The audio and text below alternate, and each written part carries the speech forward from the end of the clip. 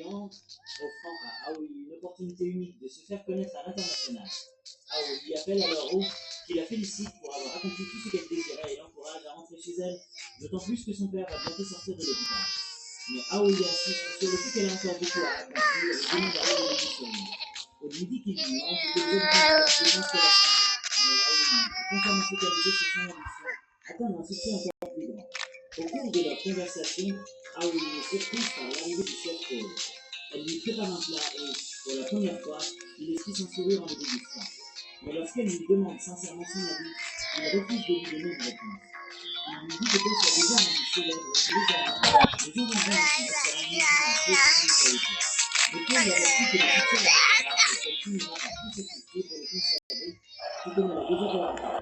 Il lui rappelle qu'au moment où il était hospitalisé, personne n'est venu le voir. Ces paroles frappent profondément Aoi, qui reste silencieuse. Avant de partir, Paul lui dit qu'ils se reverront bientôt à l'anniversaire de Madame Milky, car elle n'a pas engagé qu'un seul chef pour l'événement. Le jour de la réception, Aoi reçoit un premier choc lorsque Madame Milky lui demande immédiatement où se trouve Paul, ignorant presque son existence. Bien qu'Aoi soit une étoile montante, Tos est le seul à réellement jouir d'une reconnaissance publique. Juste à ce moment-là, Tos arrive avec Tin, qui l'a fait venir pour soutenir Aoi. Tin l'encourage à rester concentré et lui rappelle que tout cela n'est qu'une distraction. Aoi et son équipe commencent à préparer leur plat. Lorsque Madame Milky prend la première bouchée, tout le monde est captivé par les saveurs. Mais soudain, les lumières s'éteignent, attirant l'attention de tous. Paul entre en scène, transformant la cuisine en un spectacle grandiose. Il descend une carcasse entière du plafond, l'exécute avec une découpe experte, l'assaisonne sous les yeux du public et la flambe pour la rôtir. Son regard croise celui d'Aoi dans un duel silencieux. Son objectif est clair, voler la vedette et captiver les convives. Comme prévu, toute l'assemblée est hypnotisée par son spectacle, oubliant presque Aoi. Mais Aoi refuse de se laisser écraser. Elle continue de cuisiner et finit par regagner l'attention des invités. Elle prépare des nouilles sautées inspirées de la recette transmise par son père et sa grand-mère.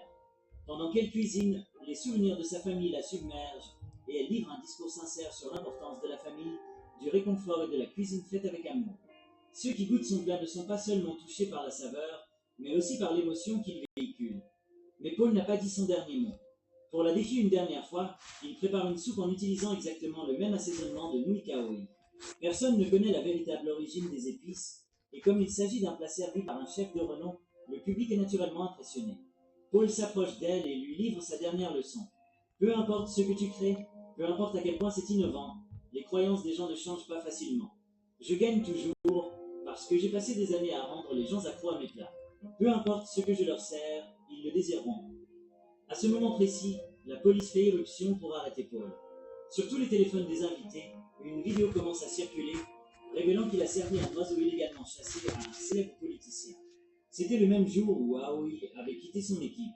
Il s'avère que Tin avait enregistré la scène et, avec l'aide de Tos, ils ont fait fuiter la vidéo dans la presse. Furieux, Paul accuse immédiatement Aoi de l'avoir trahi. Il lui lance un dernier avertissement. Tu as peut-être gagné aujourd'hui, mais je reviendrai plus fort que jamais. Aoi s'effondre en larmes. Bien qu'il ait été dur avec elle, Paul était son mentor et elle ne voulait pas que leur relation se termine de cette façon. Elle regarde Tin et Tos, submergée par une douleur et une confusion profonde. Tos lui dit qu'elle va bientôt prendre la place de Paul et que Tin est responsable de cette chute. Il ajoute qu'il est de rata parce que la vidéo était la clé de leur victoire. Aoi s'éloigne, perdu dans ses pensées. Tin la suit et lui dit qu'il a écouté ses conseils, poursuivi son rêve et réussi, peu importe la méthode employée. Elle ne répond pas. Elle quitte la fête, tenant dans ses mains la poêle qu'elle utilisait autrefois dans le restaurant de son père.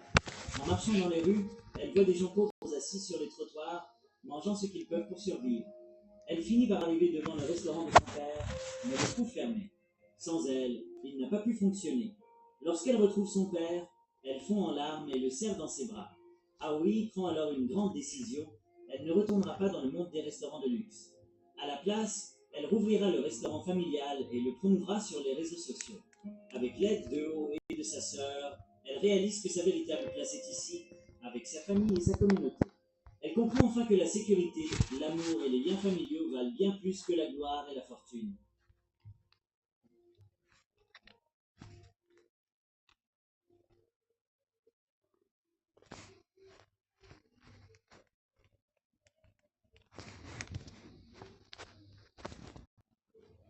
Sion est l'un des meilleurs élèves de son école, sans parler de sa classe. Il n'a aucun passe-temps dans sa vie. La seule chose qu'il aime faire, c'est étudier. Même pendant les pauses, il met ses écouteurs et reste caché dans sa propre bulle. Un jour, son professeur lui remet un prix car il a remporté le concours de mathématiques de l'école. Avec lui, Yangbin est également récompensé. On ne peut s'empêcher de se demander comment ce type a obtenu un prix. Il devient clair pendant la pause qu'il est un tyran. Lui et son groupe s'en prennent à un autre garçon de la classe. Ils lui disent qu'il ne réussira rien dans sa vie et l'envoient leur chercher des boissons. Puis, Yangbin lance une chaussure sur Sion, qui lui dit de faire plus attention. Yangbin répond que c'était un accident, et Sion lui dit encore une fois de faire attention à ne pas causer plus d'accidents. Même si Sion est un solitaire, il ne tolérera pas l'intimidation. Yangbin le regarde droit dans les yeux, mais Sion est prêt à se battre. Leur interaction est interrompue lorsqu'un groupe de joueurs de baseball fait irruption dans la classe, à la recherche d'un garçon nommé Suho. Suho a été réveillé par ses camarades de classe, et les joueurs de baseball l'attaquent parce qu'il a flirté avec la petite amie de leur capitaine. Ce jeune homme doit être un ancien combattant de MMA, car il donne vraiment une leçon à ses gars. Même s'il est en infériorité numérique, lorsque les joueurs de baseball courent comme des poulets, Suho remarque qu'il a laissé tomber les affaires de Sion sur le sol. Il les ramasse pour lui et s'excuse pour le désagrément. Le lendemain, Sion ne trouve pas son uniforme de cours de gym et regarde Yangbin, sachant qu'il doit être celui qu'il a volé dans son sac à dos. Plus tard sur le terrain, Sion est le dernier à terminer le parcours, et les brutes se moquent de lui. Suho s'implique en lançant une chaussure sur le tyran et en lui demandant de la lui rapporter. Les brutes n'osent pas s'en prendre à lui car ils peuvent tous les battre. Sion décide de rencontrer les brutes dans le vestiaire et leur demande une faveur, d'arrêter de s'en prendre à lui. Les brutes le coincent et le prennent à la gorge. Mais ils sont obligés de s'arrêter. Je l'ai fait toute seule, hein. J'ai pris vraiment beaucoup de temps. Dit que les deux sont amis. Et Sion soutient la fille. Mais t'as perdu. J'ai pris beaucoup de temps. Je l'ai perdu.